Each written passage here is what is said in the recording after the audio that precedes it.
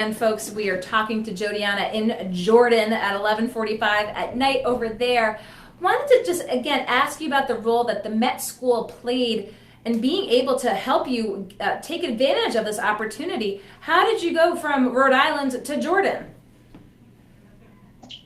So I grew up being in a really diverse environment, and I always wanted to live and work in the Middle East. I mean, my first exposure with North Africa was in second grade when I learned all about Morocco and decided I wanted to live there forever. And after leaving Situate and going over to the Met High School, they really encouraged me to explore Middle Eastern culture and history and language. And I had the opportunity to meet people from all over the world through my internships. So I worked at, for example, the Refugee Dream Center as an English teacher and had the opportunity to meet some of the most amazing people from around the globe. And I was just always encouraged to really follow these kind of really ambitious dreams I had and encouraged to really look at people as people and really get to know the society around me. And that played a huge part in me coming to Jordan. And did you talk to us about the process, the application, how, again, nuts and bolts. I mean, if a student's watching you right now and be like, oh my gosh, this sounds amazing, how could I do something like this? I mean, how would you suggest to folks who might be interested, again, students such as yourself? So I strongly encourage anybody that is interested in studying, whether you're a student or an adult, definitely do it and look into it. There are so many opportunities to travel specifically for free and with grants. My program is with the U.S. State Department. It's called Yes Abroad, and basically what you do is you go through this really long application process, a lot of essays. The application's free. It's accessible to anybody that would like to apply in high school. But it's something you really have to dedicate yourself to. So I would strongly encourage you to not only look at the countries that are offered and kind of what the program is itself, but really to dedicate yourself to it beforehand. So what's a day in your life sort of during the school week over there? What are your weekends like? Here we are in Providence having the opportunity to talk to a young person in Jordan. Fill us in a little bit about what you found and just what your days are like over there. So a day in life in Jordan. One of the big differences between Jordan and the U.S. is students have school from Sunday to Thursday. So Friday and Saturday are my weekends. Okay. And I go to an IB school in Jordan. So usually I wake up at 6 a.m., go to school, I'm home by 2. Some days I have Arabic courses after school or Jordanian culture classes. But a lot of my time I spend going around Amman, which is the capital city of Jordan where I live. And I spend my time trying to talk to people here, practicing my Arabic, going out with my friends and exploring new places. There are a lot of Americans over there right now. Is this the program that you're part of? Is there more immersion, again, with the Jordanian culture? What's sort of the breakdown of sort of who you're with on sort of a daily basis? Yeah, so this is the first year that American high school students have been sent on this program. So there's 4 of us American high school students. And I go to an international school. However, the majority of the students are Jordanian. But a lot of my time is spent with locals. So all of my really good friends here, I'm actually friends with a lot of people that I do not attend school with just because of situations and who I've had the opportunity to meet. And through them, you meet other locals and you meet other people that are really interested in getting to learn about American culture and that want to really show us Jordan, what life is like outside of America. And what do the kids over there want to know from you? So here you are, one of 4 Americans in this program. What are the questions they ask you about coming from the States that they want to know about? A lot of people don't know much about Rhode Island, having it be the smallest state. So I spend a lot of time trying to explain the history of Rhode Island and how amazing coffee syrup is. But not only that, recently it's been a lot of questions more about the election, the overall feeling about the Trump presidency has been, what Americans view the Middle East as, and really kind of dispelling some of the stereotypes that have traveled around the world about Americans because they're not true for the majority of people. So is there some hesitancy on the part of the Jordanians that you've met about their concerns about Americans' viewpoint of the Middle East? I believe that all the Jordanians that I've met are able to kind of separate Americans from the American government. They know that Americans have different mentalities compared to, military generals and the president and senators and so on. But they always have a lot of questions. They wonder about what our personal opinions are on certain things that happen. But they're always open for a dialogue. They always want to learn. Instead of it being kind of a disagreement or an argument or like an attack, it's more of a conversation to gain knowledge.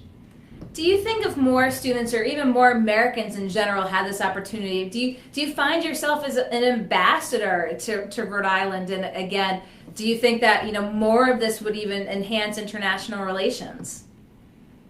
Oh, of course. I am a strong believer that in American schools we need to really increase global education. I feel like students aren't educated from an early age about the world around us. We kind of live in this American bubble, no matter how much diversity we have within our country. Yeah. And once you step out of that bubble, your whole viewpoint changes around about everything.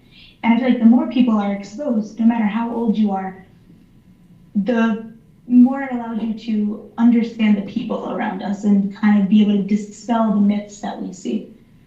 And you talk about People, as Ken Abrams told us, sent me the feature that you were in People magazine. How did that happen? And talk to us a little bit about that and sort of what you've heard from folks have been, in a high-profile national publication.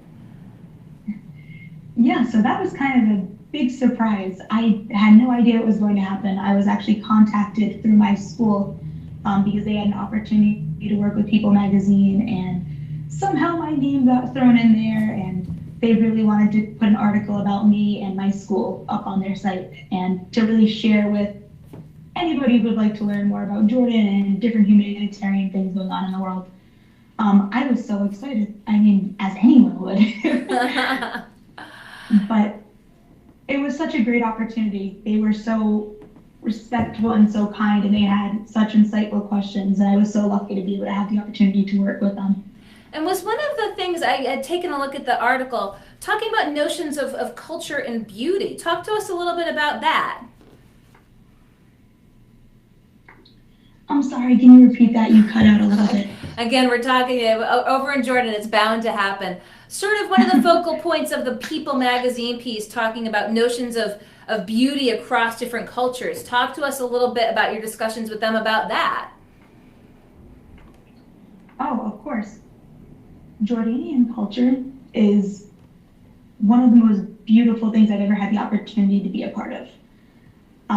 As well as Rhode Island. Rhode Island, we have our own culture, we have our own way of life, and it's equally as beautiful. But as you go around the world, you have the opportunity to see these small things, these small differences that we all have.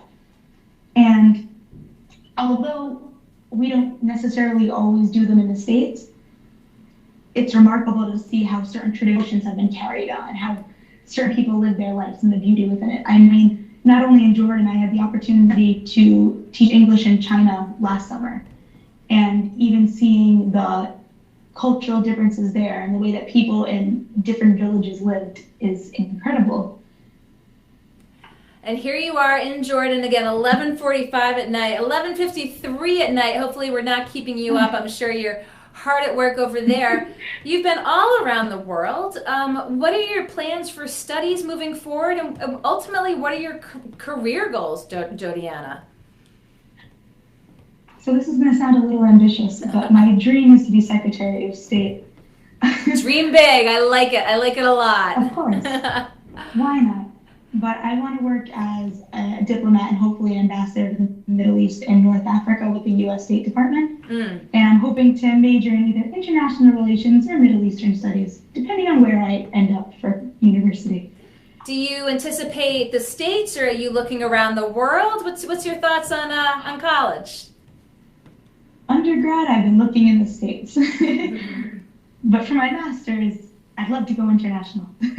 So thinking maybe State Department would be, again, the path after schooling to get you on that road to Secretary of State. Would that be the logical sequence? Oh, of course. I want to do the Peace Corps first. But State Department is a close second. Peace Corps first, State Department close second, talking about looking to be a diplomat, eventually Secretary of State. How many countries have you traveled to, Jodiana? I have been to two different countries, China and Jordan. Well, fantastic. You've got a worldview that most students here don't necessarily have. Again, through the the program, remind us again the program through the Department of State. I'm on the Yes Abroad program. Yes Abroad program. So, folks, if you want to Google it as we're talking to Jodiana here over in Jordan, but as you said, it's a very lengthy and involved process in which to apply for this. When are you coming back stateside? I come back in about 3 weeks. So pretty soon. So what have you been missing most about Rhode Island and home? I really missed my family. Yeah. It's really difficult moving away. I was 16 when I left Rhode Island. Now I'm 17, so I feel a little bit older. I'm ready to be an adult. But A little. leaving my family when I have such a close relationship Uh, to all of them, particularly my mom, my grandmother, my great grandfather, my siblings, leaving them in Rhode Island was really difficult. However, due to modern technology, it makes things a lot easier. makes things a lot easier. But as you said, left at 16, coming back at 17, have a world and wealth of experience, a feature in People magazine, and high hopes for, again, as we're here in 2017, you heard it first, Jodiana Lombardi looking to be Secretary of State. So we can memorialize this, and who knows, down the road we can say we knew you way back when. Any final things you'd like to share with folks as we got you on Skype here? You know, it's not every day we're talking to a Rhode Island student in Jordan. I would really just love to wish everyone a really, just an overall great day. And I really hope that anybody who watches this interview or wants to share this type of story, I really hope and encourage you to really look into world politics and world issues and really try to educate yourself and learn more about things that are happening in the world, because there's so many things that we miss on a daily basis that are amazing and incredible solely because it's happening on the other side of the world. And yeah, if I have to leave anything, I hope it's that. Well, I appreciate it. Again, as we're here, we're downtown in Providence, talked with a Providence official, talked with a state level official, and again, a student in Jordan. So we're glad to get outside the confines of the studio here, if it's just via Skype. Jodiana Lombardi, student at the Met School, appreciate your Skyping in, and keep us informed. And as we said, we'll keep tabs on you with your grand ambition. So we wish you the best of luck. Thank you so much.